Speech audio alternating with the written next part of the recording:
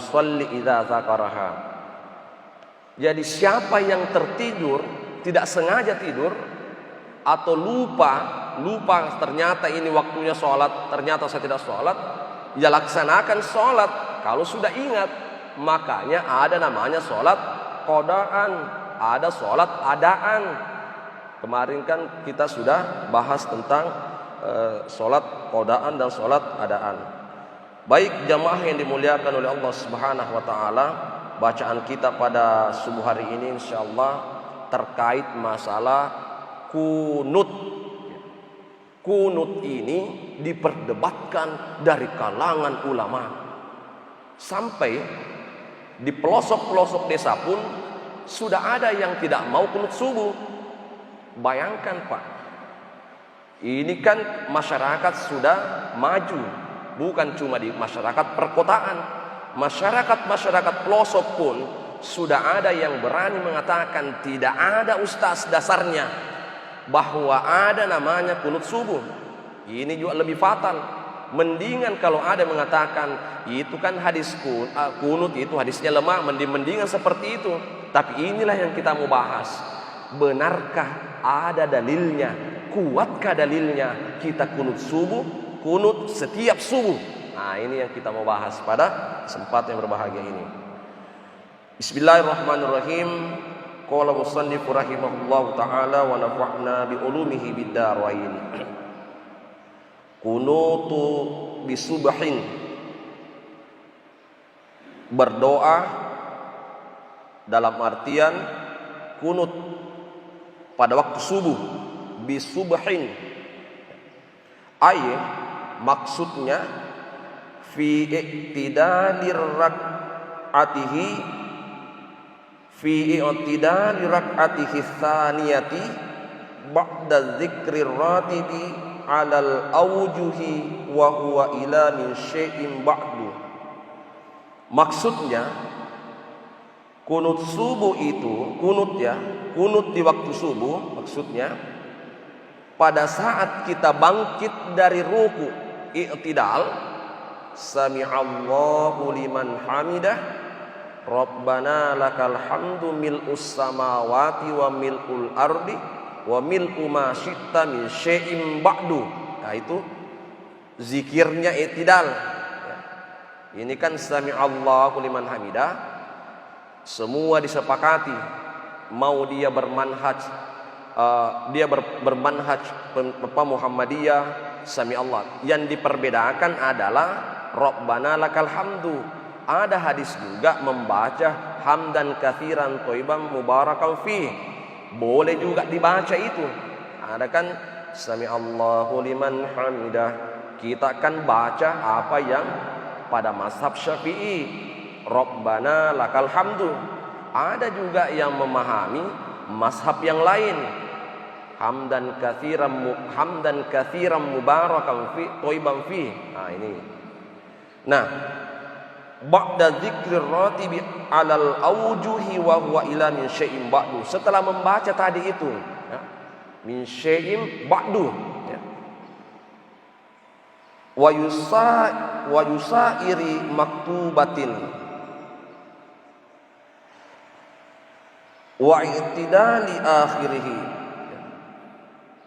Dan i'tidal pada witir juga, ya, maaf.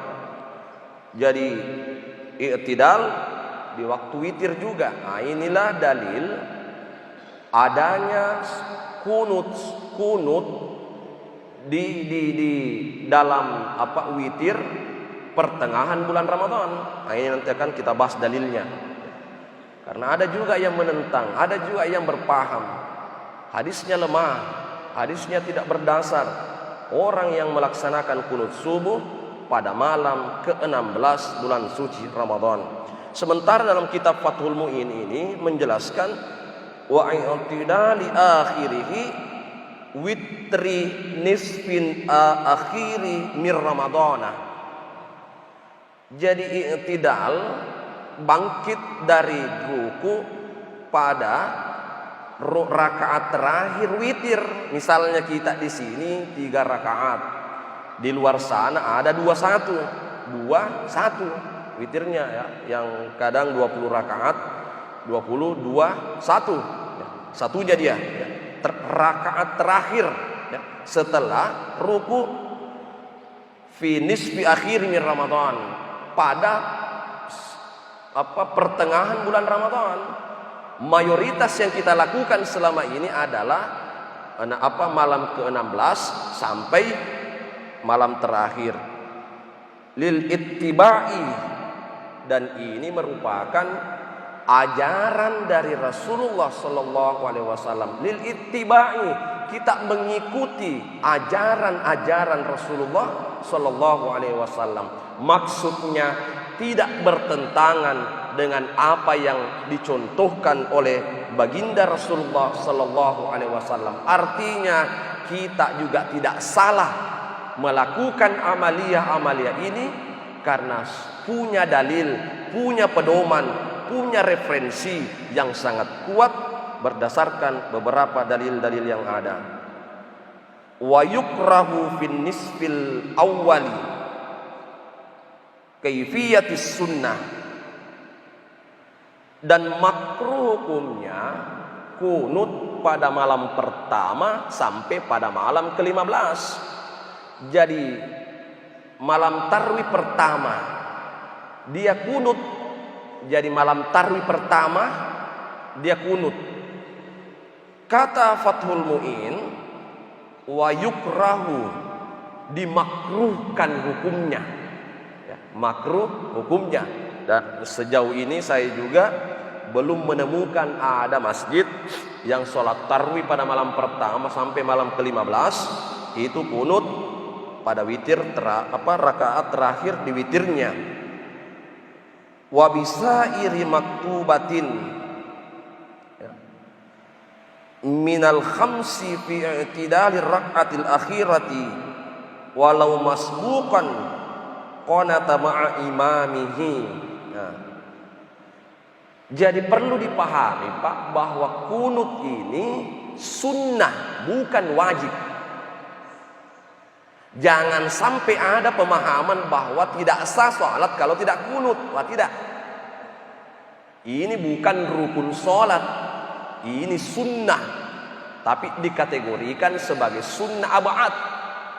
Ini kan dalam sholat ada 2 sunnah, sunnah ab'ad, sunnah hayat. Sunnah hayat inilah banyak. Sunnah ab'ad disepakati oleh mayoritas para ulama-ulama fikih cuma 2, yaitu kunut subuh dan tasyahud awal. Nah, disunnahkan pada 5 sholat fardu ini. Sholat fardu 5 kan, fi i'tidali rakaati akhiri, pada rakaat terakhir, walau masbuqan qanata ma'a imamihi, kunut bersama imamnya walaupun masbuk. Maksudnya begini Pak, kan kita ini sudah terlambat 1 rakaat subuh, imam sudah bangkit dari rukuknya, sami'allahu liman hamidah, dia baca zikir i'tidal, rabbana lakal hamdu itu, lalu imam mengangkat kedua tangannya, Allahumma hdina fiman hadait wa afina fiman afait wa tawallana fiman tawallait. Kita kan tadi baru masuk, berarti sudah masbuk Pak ya, sudah masbuk, terlambat 1 rakaat. Walaupun mendapatkan rukuknya imam, taruh misalnya kita terlambat bangkit dari ruku, kita langsung masuk Allah takbiratul ihram, Allahu akbar, kemudian mengangkat tangan ikut bersama imam juga kunut. Setelah nanti imam salam, assalamualaikum, kita akan ketinggalan 1 rakaat, berarti harus menambah 1 rakaat. Allahu akbar, sudah membaca Al-Fatihah kemudian surah-surah lain, maka jumhur ulama sepakat disunnahkan kita kunut lagi sekalipun Tadi sudah kunut bersama imam, dapat kunutnya imam, tapi kita mengikut pada sunnah Nabi bahwa ba'dar ruku'i i'tidalu ba'dar ruku'i. Kita kan rakaat terakhir, syaratnya rakaat terakhir subuh, khusus subuh ya, itu kunut. Makanya sangat disunnahkan sunnah ab'ad ya, sunnah yang dimana tidak lengkap sholat itu kalau tidak melaksanakan sunnah ab'ad ini. Sama halnya kalau ada imam atau kita yang sholat sendiri, misalnya lupa tasyahud awal, mestinya sudah duduk di rakaat kedua tahiyat pertama, tapi karena lupa, istri juga di belakang makmum lupa ingatkan, atau anak yang ikut makmum di rumah tidak sempat misalnya ke masjid, ternyata kita ingat bahwa tadi kan saya tidak tasyahud awal, maka ditutup dengan sujud sahwi. Itulah perbedaan antara sunnah ab'ad dengan sunnah hayat. Sunnah hayat misalnya doa iftitah, Allahu Akbar kabira, ada juga yang membaca Allahumma ba'id ya, cuma dua saja. Apalagi kalau di kitab fikih sunnah Pak, fikih sunnah itu doa iftitah Allahu Akbar kabira, ada juga Nabi membaca Allahumma ba'id ya. Mau dibaca atau tidak, sholatnya tetap sah. Lupa baca doa iftitah tidak perlu sujud sahwi karena sunnah hayat. Sunnah hayat misalnya ketika Allahu Akbar sudah membaca doa iftitah, sebelum membaca Al-Fatihah kan berta'awuz dalam hati, a'udzubillahi minasyaitonirrajim. Besarkan bismillahnya, bismillahirrahmanirrahim, atau mensirkan basmalahnya. Ada kan juga tidak besar basmalahnya, bismillahirrahmanirrahim. Itu coba lihat imamnya di Tanah Haramain Makkah, Syekh As-Sudais, itu kan kecil suaranya karena dia berpaham Abu Hanifah atau Imam Malik ya. Nah, jemaah yang dimuliakan oleh Allah Subhanahu wa taala, linazilatin ya, kunut nazilah. Nah sekarang sebelum saya bahas ini kunut nazilah, apa sebenarnya yang dimaksud dengan kunut Pak? Apa yang dimaksud dengan kunut? Kunut ini paling tidak ada 3 definisinya. Ada 3 definisinya ya. Misalnya dalam Al-Quran surah An-Nisa ayat 34 ya, Fas-salihatu qanitatun hafizatun lil ghaibi bima hafizallah. Wanita-wanita soleha itu menjaga ketaatannya kepada Allah dan menjaga ketaatannya pada suaminya. Artinya menjaga ketaatan kepada Allah dan suami.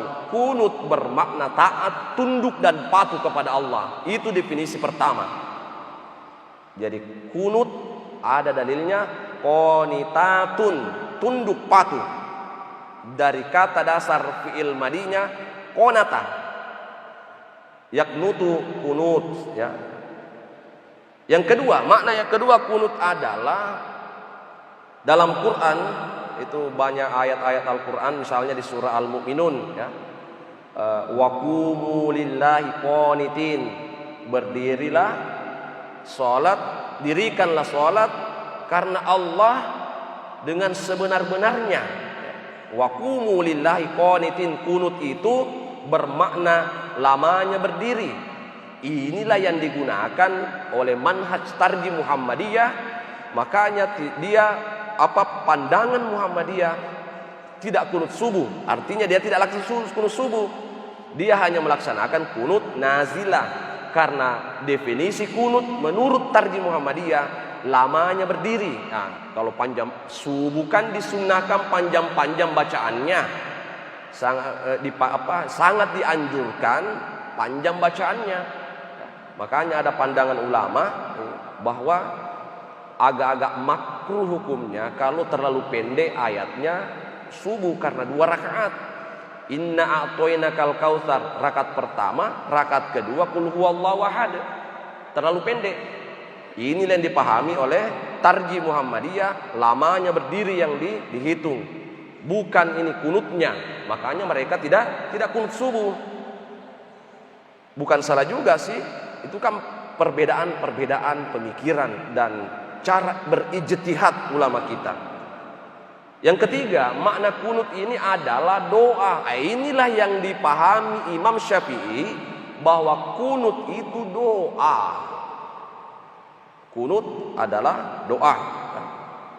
Makanya Nabi SAW bersabda, afdalus sholati sholatul kunut.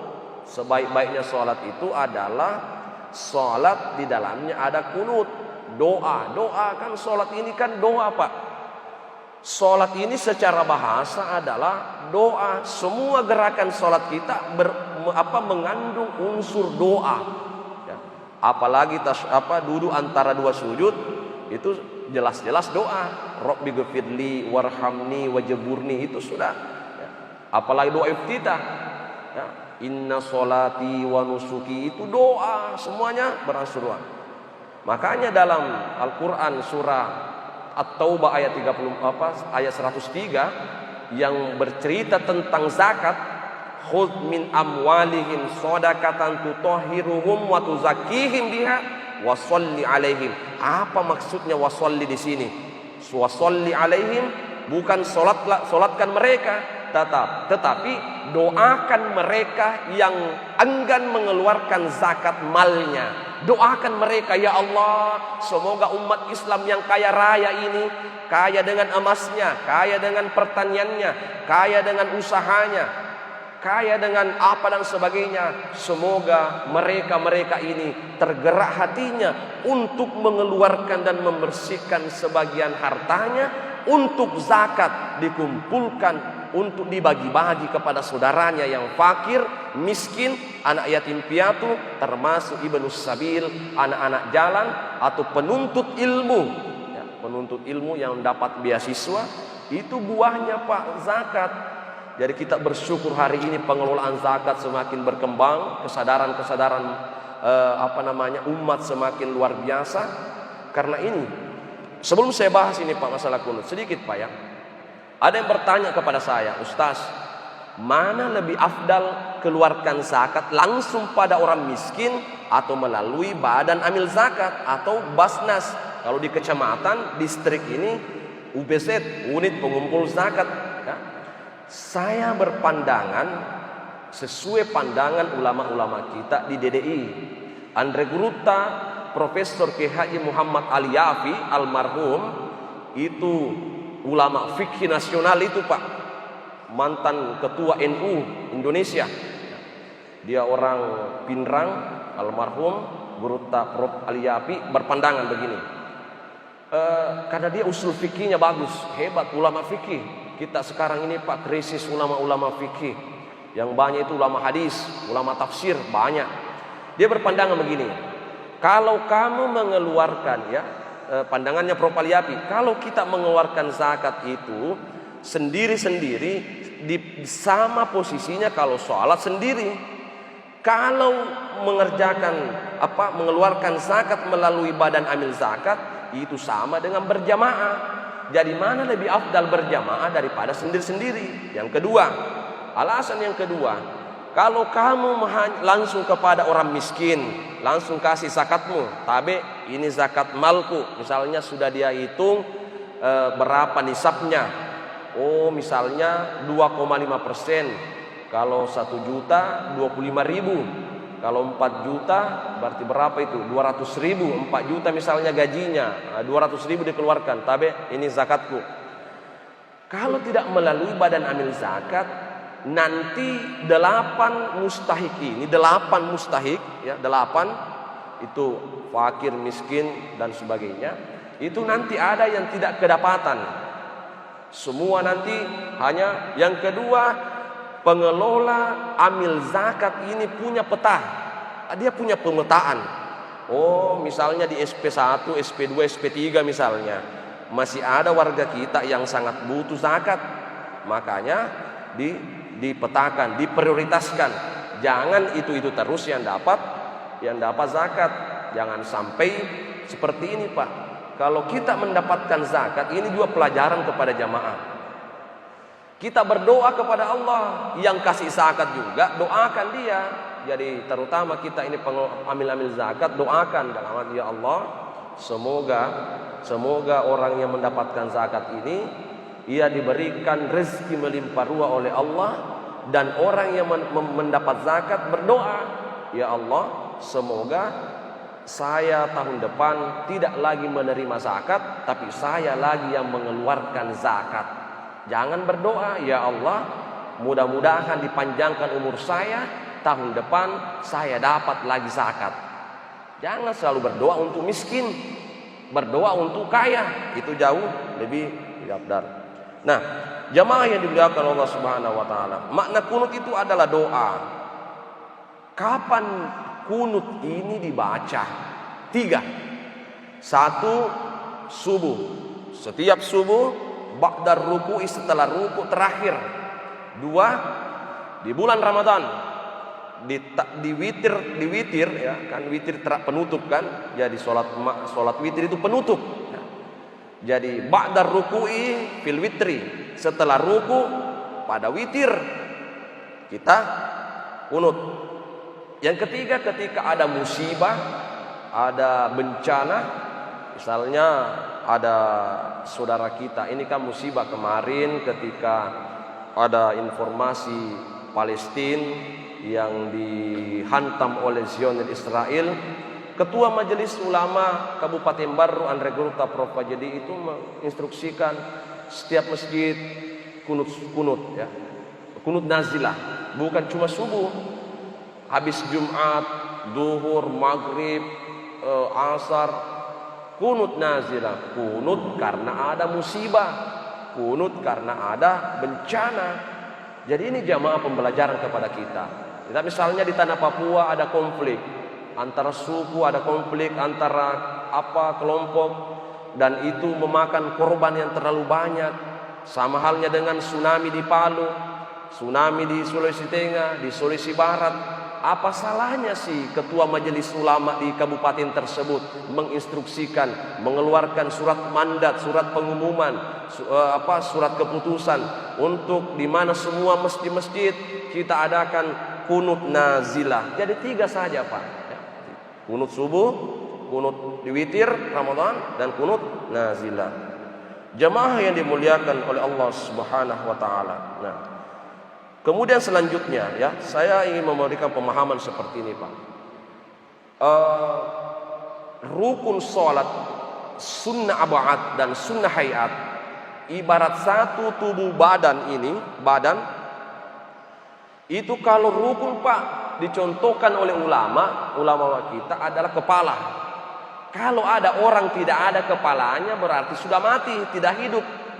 Orang yang salah satu rukun sholat tidak dikerjakan, misalnya dia lupa baca Al-Fatihah, batal, lupa ruku, batal, sujud, batal, dan sebagainya. Lupa i'tidal, batal, dan sebagainya. Itu namanya kepalanya sholat, kepala ya, diumpamakan kepala. Sementara sunnah ab'ad itu diibaratkan oleh ulama-ulama kita adalah manusia yang hilang kakinya satu. Pertanyaannya, apakah masih dikatakan manusia? Sudah hilang kakinya, sudah diamputasi karena penyakit gula? Jawabannya, masih dikatakan manusia, masih hidup, cuma tidak sempurna, pincang dia. Sunnah hayat diibaratkan oleh ulama-ulama fikih itu seperti manusia yang punya kepala, tangan, kaki, tapi tidak ada kumisnya, tidak ada cambangnya. Mau ada cambangnya atau kumisnya atau ada, tidak mempengaruhi fisik manusia. Beda kalau kaki tadi, kalau tidak ada kakinya orang satu, pincang dia jalan. Maka itulah sebabnya perumpamaan inilah yang dipahami oleh ulama kita. Kapan ada orang sholat subuh lupa kunut karena ia adalah sunnah ab'ad, maka tutuplah dengan sujud sahwi karena dianggap kurang afdal, kurang sempurna. sholat subuhnya tetap sah subuhnya, tetapi kurang afdal karena Nabi Shallallahu Alaihi Wasallam dalam hadisnya dari Anas bin Malik. Anas bin Malik ini adalah sahabat 10 tahun bersama Nabi di Madinah sampai mati. Anas bin Malik ini mengatakan, mazala Nabi Sallallahu Alaihi Wasallam yaqnutu fil fajri hatta faraqat dunia. Hadisnya sahihun. Hadis ini sahih dan banyak riwayat-riwayat yang kuat sekali dalilnya. Inilah yang membuat kita yakin Anas bin Malik ini selalu berada di samping Nabi. Anas bin Malik ini 10 tahun bersama Nabi Sallallahu Alaihi Wasallam. Hanya 10 tahun, Pak. Sebelumnya dia kan orang-orang kafir, orang-orang yang belum memeluk Islam. Setelah masuk Islam selalu mendampingi Rasulullah, selalu mendekati Rasulullah. Jadi ilmunya Nabi banyak juga diserap oleh sahabat Anas bin Malik radhiyallahu anhu. Jadi kalau kita baca buku bahwa hadis an Anasin ibni Malik radhiyallahu anhu qala Rasulullah sallallahu alaihi wasallam, berarti dapat dipastikan hadis itu kuat sekali dasarnya karena Anas bin Malik. Nah, Anas bin Malik mengatakan bahwa mazalan Nabi sallallahu alaihi wasallam yaknutu fil fajri hatta faraqat dunia. Nabi sallallahu alaihi wasallam kunut subuh sampai meninggal dunia.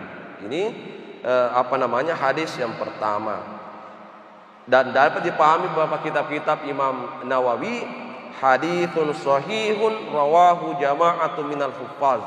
Jadi hadis ini sahih dan diriwayatkan oleh banyak ulama hadis. Nah, kemudian dari sahabat yang bernama Muhammad bin Sirin radhiyallahu anhu qala dia bertanya kepada Anas bin Malik. Jadi hadis kedua, hal qanata Rasulullah sallallahu alaihi wasallam fi salati subhi? Apakah Nabi kunut subuh? Apakah Nabi kunut subuh? Qala na'am. Anas bin Malik menjawab, na'am, ba'dar ruku'i yasira, yaitu setelah ruku subuh ya. Jadi inilah hadis yang dipahami oleh Anas bin Malik. Jadi ada sahabat yang pertama bertanya apakah Nabi kunut subuh? Anas bin Malik menjawab, qala na'am, iya, ba'dar ruku'i, setelah ruku. Nah, jamaah yang dimuliakan oleh Allah Subhanahu wa taala. Yang terakhir yang saya ingin sampaikan pada kesempatan yang berbahagia ini, bahwa ibadah yang kita lakukan ini Bapak sekalian adalah tiada lain kita sempurnakanlah dengan ibadah sunnah. Setiap rukun Islam ini ada sunnahnya. Mengucapkan 2 kalimat syahadat, asyhadu an la ilaha illallah wa asyhadu anna muhammadar rasulullah. Itu maknanya bahwa kita ini menyembah kepada Allah, taat kepada Allah dan taat kepada Nabi Muhammad. Sunnahnya syahadat, salawat, perbanyak salawat. Yang kedua, wa iqamus shalah, dirikan salat. Salat itu wajib ada 5. Tapi bukan cuma 5 wajib ini, tapi hantam juga dengan salat-salat sunnah, terutama salat qobliyah dan salat ba'diyah, dan salat-salat sunnah yang terpenting. Yang kedua adalah wa ita'uz zakah, keluarkan zakat. Sunnahnya sedekah dan infak. Kemudian saumur Ramadan, berpuasa bulan Ramadan itu wajib. Tetapi ada puasa-puasa sunnah, puasa Senin Kamis di luar Ramadan, puasa Asyura, ada puasa 3 hari Ayyamul Bid, puasa muti 3 hari setiap bulan, tanggal 13, 14, 15 setiap bulannya. Itulah puasa-puasa sunnah. Jadi jangan cuma sholat wajibnya. Kemudian naik haji bagi orang yang mampu. Wahijul baiti man istata'a ilaihi sabila. Kalau tidak mampu haji, kan ada sunnahnya haji, namanya umrah. Jadi alhamdulillah ibadah jamaah Indonesia sangat luar biasa masalah umrah. Nah, ada sahabat sallallahu alaihi wasallam perempuan yang bernama Rabi'ah binti Malik. Rabi'ah binti Malik bertanya kepada Nabi, "As'aluka murafaqaha fil jannah." Ini sahabat perempuan bertanya, Ya Rasul, aku ingin sekali menemani kamu dalam surga. Ini sahabat. Apa jawaban Nabi? Inni ala nafsika bikathratis sujud. Nabi mengatakan, tidak adakah permintaanmu yang lain? Rabi'ah binti Malik mengatakan, tidak ada ya Rasul. Apa permintaanmu lagi yang tadi? Nah, Rabi'ah mengatakan, as'aluka mufarakahu fil jannah. Bolehkah aku menemanimu di dalam surga ya Rasul? Nabi tersenyum. Ya Rabi'ah, inni ala nafsika bikathratis sujud. Perbanyak sujudmu kepada Allah Subhanahu wa taala. Apa maknanya, Pak? Sujud tidak mungkin diperbanyak salat wajib. Tidak ada itu salat wajib, salat maghrib 5 rakaat, tambah-tambahi rakaatnya salat maghrib, tidak ada. Tapi apa maknanya bikathratis sujud? Ulama-ulama hadis sepakat yang dimaksud, Rabi'ah, kalau kamu mau masuk surga, perbanyak tempelannya solatmu, penambal solat wajibmu. Kadang kan dulu kita waktu muda solat bolong-bolong solatnya, Pak. Macam apa Mas sempajang. Apalagi kesian masyarakat kalau ada hajatnya. Saya tidak tahu di Papua ini. Kalau di Sulawesi, Pak, kadang saya matiling-tiling. Kadang kalau ada pesta, ini kan kadang keluarga saya sendiri ya, tidak solat duhur, tidak solat asar, maghrib baru kurang. Karena make upnya ini ratusan ribu, Pak, kalau pakai bedak. Katanya rusak bedak kalau berwudu. Ini bahaya, Pak. Jadi makanya Nabi mengatakan bikathratis sujud, Rabi'ah, perbanyak sholat sunnahmu. Perbanyak sholat sunnahmu. Karena untuk menutupi sholat wajib yang sering kita tinggalkan, maka perbanyak sholat sunnahmu. Saya kira inilah yang saya sampaikan. Mudah-mudahan kita semua diberi hidayah oleh Allah, ilmu kita bermanfaat. Amin ya rabbal alamin. Wallahu a'lam bissawab. Bismillahirrahmanirrahim. Alhamdulillahi rabbil alamin. Sallallahu ala sayyidina Muhammad wa ala alihi wa sahbihi wasallam. Allahumma antas salam wa minkas salam, tabarakta ya zal jalali wal ikram. Allahumma inna nas'aluka salamatan fid dunya wal akhirah. Allahumma arinal haqqa haqqan warzuqna ittiba'ah wa arinal batila batil warzuqna ijtinabah. Allahumma inna nas'aluka ilman nafi'an wa rizqan wasi'an wa 'amalan mutaqabbala. Rabbana atina fid dunya hasanah wa fil akhirati hasanah wa qina adzaban nar. Subhana rabbika rabbil izzati 'amma yasifun wa salamun 'alal mursalin. Walhamdulillahi rabbil alamin. Sekian dan mudah-mudahan ada manfaatnya. Minallahil musta'an wa alaihi tiklan. Wassalamualaikum warahmatullahi wabarakatuh.